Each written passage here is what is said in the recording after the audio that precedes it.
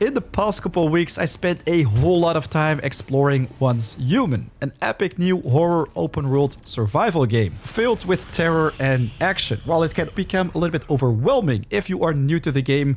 Well guys, my name is Voryam, and in today's video we're gonna talk about pretty much everything I wish I knew sooner to start strong. All the essential tips and tricks you want to know, from things you want to pick up first, explain all the management of HP, sanity, hunger, etc. Craft yourself the best weapons and armor early game, how you can calibrate to deal even more damage. Talk about amazing deviants or deviations which you can pick up early, how to level up fast, unlock your vehicle, boss fights, dungeons, and so much more.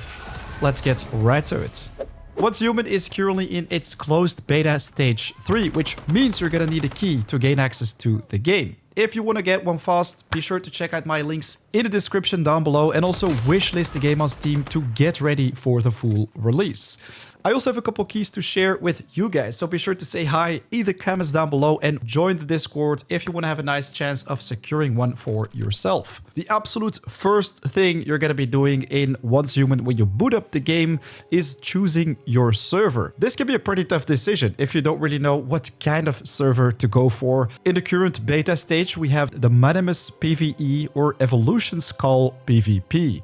It's very important to know that PvP servers are basically PvE as well, with some extra features like player versus player areas where you can get your hands on different types of loot, but you can also come across different deviations. For example, one of the first dungeons in the game drops the Chefosaurus Rex as reward on PvE, while if you complete it on PvP servers, you have a chance of finding the Pyro Dino. So essentially there is not a massive difference in between the two, while in my opinion PvP would be the better option if you want to have slightly more gameplay features, let's say. What I think is the most important thing to focus on when choosing your server is the progression on it, as this is tied to seasons. So right here you can see Starlight 8 being 10 days old, Starlight I 8 days, and G only 2 days. So this is pretty much a fresh server. Basically gives you the most time to be pretty much ready for all the events in it. Especially in terms of PvP, progression is important. Starting on a server which has been going on for like 2-3 weeks with well-geared people can be a pretty big disadvantage.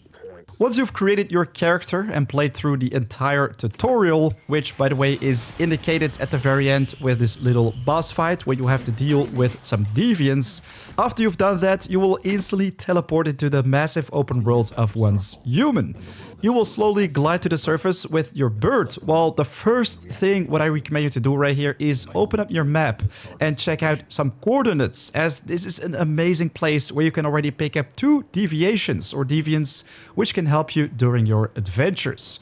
The location we're talking about can be found a little bit north of Deadsville, the level 2 starter village or town in the Dayton Wetlands starter zone. It's at these exact coordinates, a little hill, which you can by the way pin on the map so you can see the distance when flying towards it.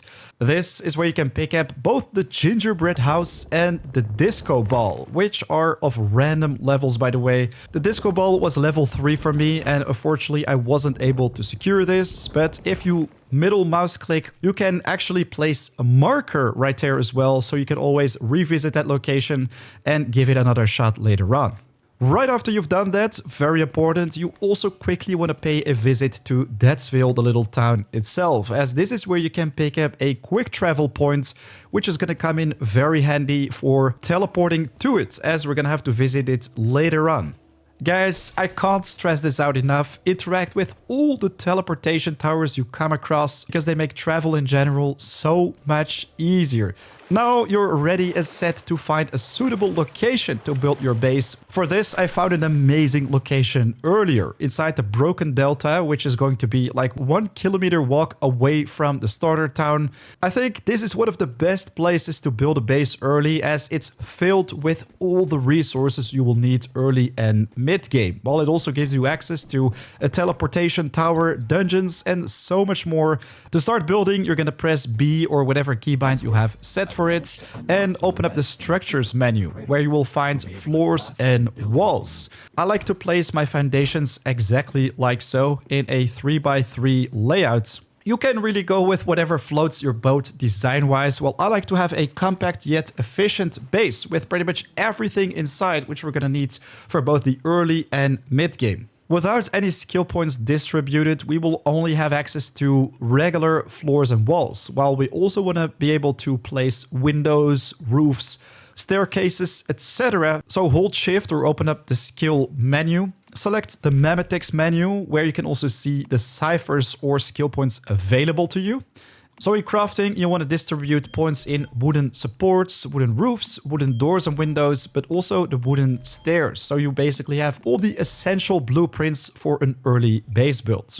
I like to place regular walls in the corners and have a window in the center on each wind direction, while on top of that we're also going to place a roof exactly like so. Of course, if you don't have the resources yet for window construction early game and are afraid people are going to enter your base, well, you can always get rid of the windows and temporarily replace a wall instead.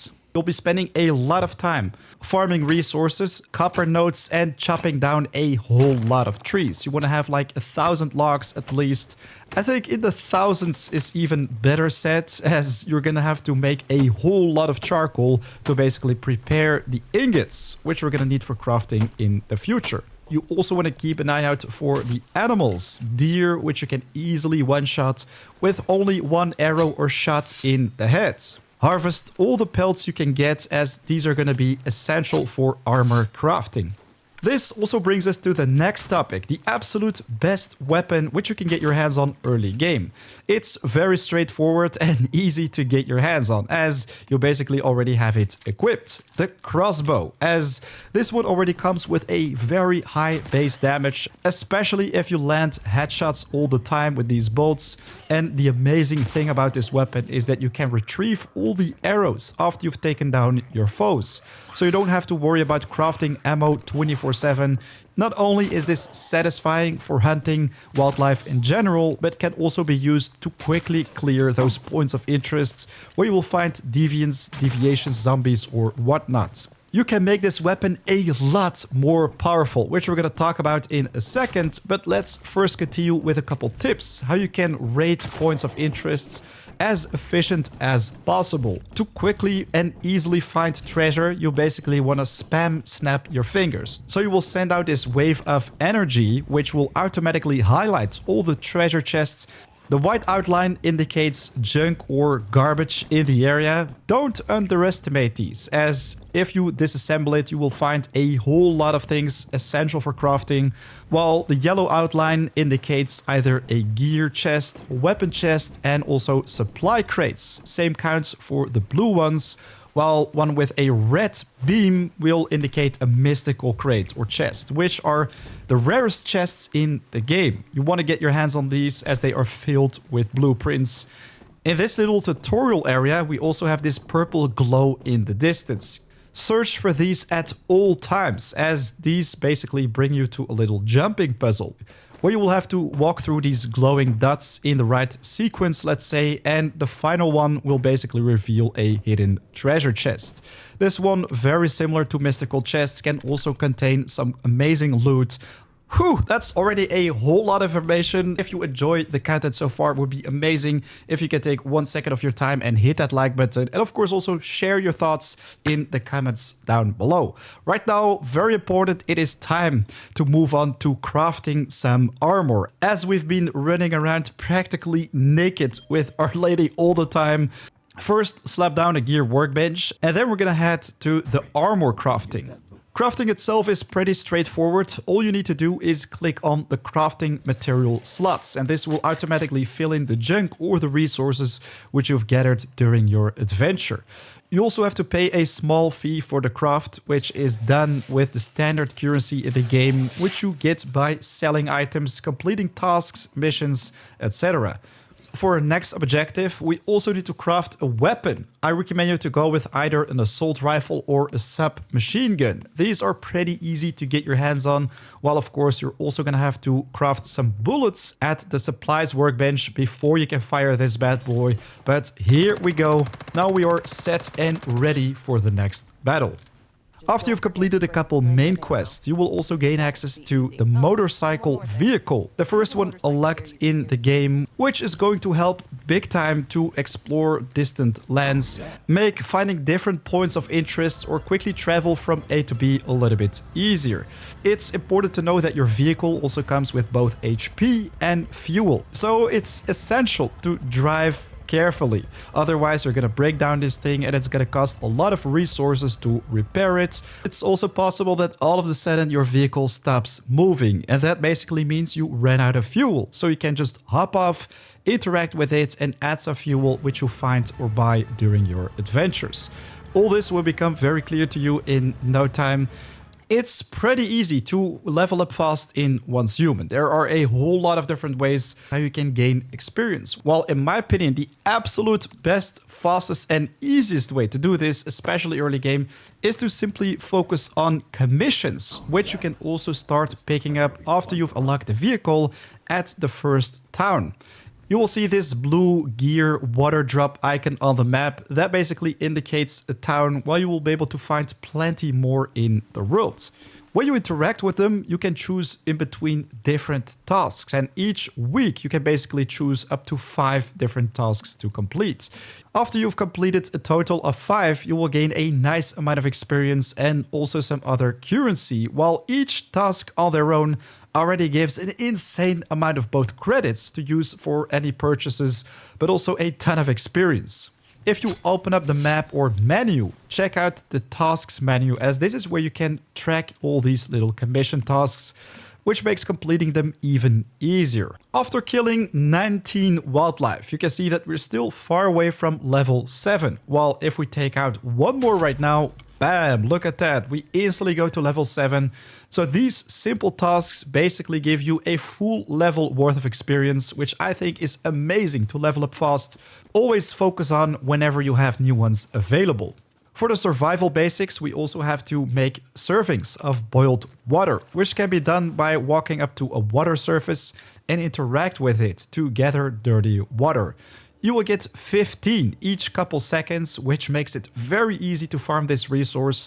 And with the right skill points, you should be able to place a stove inside your base. This is where you can combine both the dirty water and logs to make that boiled water, which not only helps us to stay hydrated in the world, but it also easily levels us up once again. This instantly brings us to the next chapter, how we can manage HP, hunger, sanity, thirst, etc. So in Once Human, you have your basic HP bar with buffs, bonuses on the side, as well as right above your hunger level, which is indicated with this circle. So we're gonna have to eat a couple snacks to regain our full strength. You can unlock all sorts of meals with different qualities as well. Some boost your stamina, others can give you combat bonuses, while in the early game, these are all gonna be pretty basic. To get rid of your thirst, you can make all sorts of drinks, just like you do with the snacks, to easily or quickly regain sanity. I think one of the best items in the game are the sanity gummies, which you can only unlock after spending a couple memetic points in the managing tab of cooking. First, I think it's much more accessible to get your hands on basic furniture right here, as this one will give you access to the bed blueprint. When resting inside a bed, you will slowly get rid of that insanity, your character becomes sane, while it also slowly regenerates your HP, so you can patch up all the damage you've taken in combat shortly after leaving the battlefield, let's say. Another important thing to talk about are boss fights and dungeons. You can basically come across dungeons in every nook and cranny of the world, while boss encounters are indicated with these monoliths. The boss rooms are pretty much always red-ish, and if you interact with them, well, these give a very clear explanation of what you can expect of them. The challenge reward can be made even better if you change the difficulty, while I definitely recommend you to start off with basic level 10 or 15 difficulty. What's really nice about both dungeons and boss fights is at the very end you actually have a chance of not only finding a ton of loot, like weapon and armor mods, but also a whole lot of credits. So I think these are awesome to run over and over again if you want to have a chance of catching some rare deviations or want to secure some sweet loot and farm a ton of credits. I think it's without doubt one of the best ways to combine with completing missions, let's say, to make a whole lot of money in a short amount of time. In my previous video, I already shared a whole lot of different deviation locations, amazing ones, which you want to get your hands on early game. But let's quickly go over a couple ones which I think are essential for your early day adventures. The first one is called Digby Boy. This one passively farms resources inside your base. You don't have to do anything for it. This one is pretty easy to find, especially at the base location, which I talked about earlier, as this place is filled with ores. Funny thing is, the first tin ore, which I broke in this area, also gave me a Digby Boy, while normally they can exclusively be found when mining for silver nodes. Next up, we also have the logging beaver, which does exactly the same as Digby Boy, but instead chops down trees. I found mine exactly south of the Mayor's Market, the secondary town in the Broken Delta zone basically, also early in the game, where a fishing event popped up. Let me know in the comments, by the way, if you want me to make an ultimate fishing guide covering everything you want to know about it. But if we walk on the docks, well, this is where I saw it floating in the air. It's possible that it's not gonna pop up at this exact same location, while if you've already mastered the art of fishing, well, this could also be an amazing spot to farm for another deviation called the electric eel. This one can also be caught when fishing with any type of bait, and I managed to secure one right here, which can actually be put in your base to generate extra power for it. And yeah, guys, don't forget the 2 deviations which we talked about at the very beginning of the video, which you should get your hands on first. Last but not least, let's quickly cover weapon modding, calibrating them and crafting the absolute best gear in the game to deal maximum damage or increase your survivability in one's human. So once you've completed a couple dungeon runs or boss encounters, you want to visit your gear workbench, as this is where you will find new blueprints which you unlock. The higher the tier you craft for the gear, wow, this rhyme, well, this dramatically increases the damage of your items. The regular SMG right here only deals 26 damage, while if we craft one of tier 2, this one deals a whole lot more, 40 damage. For these, you're also going to need new types of materials, which you can get your hands on in higher level zones. So in the beginning, it's totally fine to focus on crafting tier 1 and 2 items, while the more you make progression, it becomes more important to basically hunt for higher value resources. Aside from that, there is another solution to fixing the damage of your items. Visit the calibration tab, as this is where you can upgrade your gear without having to craft a higher tier. So check it out. This is my regular crossbow. It comes with 262 damage, but we can actually calibrate this one up to 4 times. We're also going to need some basic currency for this. The same counts for our armor. So this one here shows us that we can calibrate this one a couple times, go from 48 HP to 62. Especially for survivability, you want to always calibrate your gear to the maximum. But most importantly, enjoy the game, ladies and gentlemen. Take the time to get familiar with everything, while of course, if there are things I can help you with, if you have questions or video suggestions, be sure to leave them in the comments down below. Check out our community Discord in the description. Alright, so there you have it. Everything you need to know basically to be ready for once human and start your adventures strong. If you enjoyed the content, it would be amazing if you can spare 1 second of your time and hit that like button to not only support the channel, but also help others finding this video. Right now though, it's 4 AM out. I want to wish you an amazing day. I'll catch you in the next video or live stream. Take care. Peace.